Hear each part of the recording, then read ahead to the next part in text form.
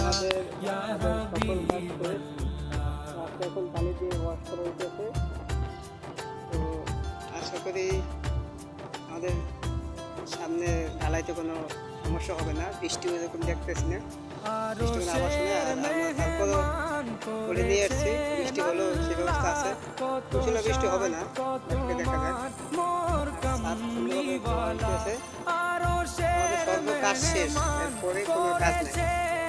সাতটা হইতে আছে, সাতটা ধোয়া হইলে কাজ শেষ। কোনো কাজই বাকি না,